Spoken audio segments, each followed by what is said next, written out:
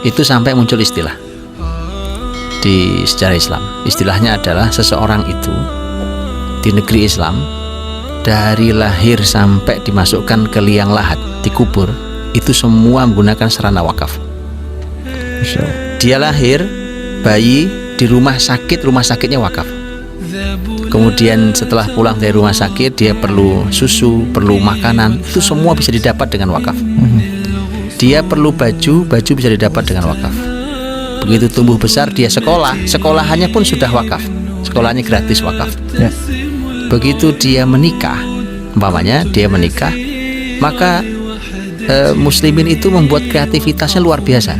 Terbayangkan kali kita bahwa sampai ada wakaf di sejarah Islam itu yang mewakafkan perhiasan-perhiasan yang dipakai untuk pernikahan.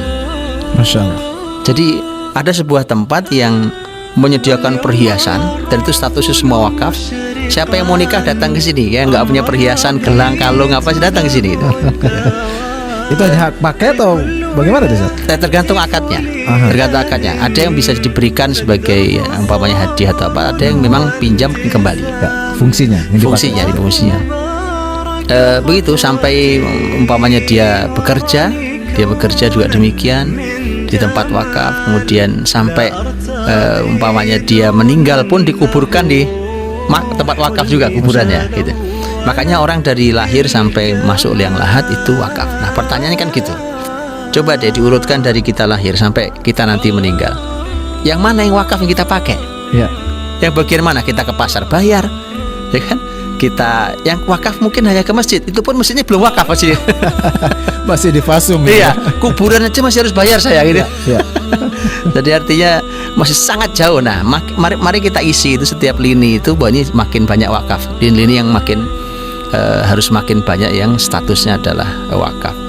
Nah, dan masya Allah orang-orang baik di dalam sejarah Islam itu berkreativitas itu sampai saya tunjukkan wakaf sangat aneh. Ya. Ini sangat aneh wakaf ini.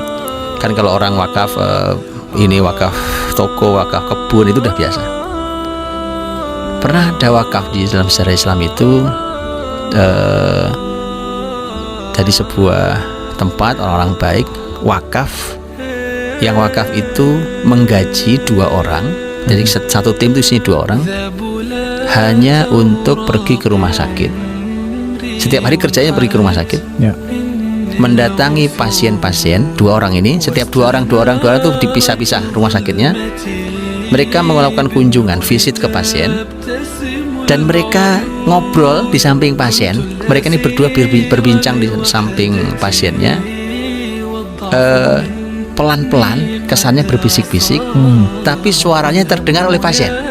Harus begitu. Jadi terkesan berbisik, tetapi sebenarnya didengar oleh pasien. Apa yang dibicarakan? Yang dibicarakan hanya menyampaikan begini. Oh iya ya, pasiennya sudah wajahnya mulai cerah. Iya sih, kelihatannya udah mau sembuh ini, gitu. Hanya itu. Jadi itu wakaf. Wakaf bentuknya bukan dalam bentuk harta gitu ya. Ya, jadi orang ini digaji dari harta wakaf. Tugasnya dengan gaji dari wakaf itu tugasnya adalah memberi semangat hidup orang yang sedang sakit.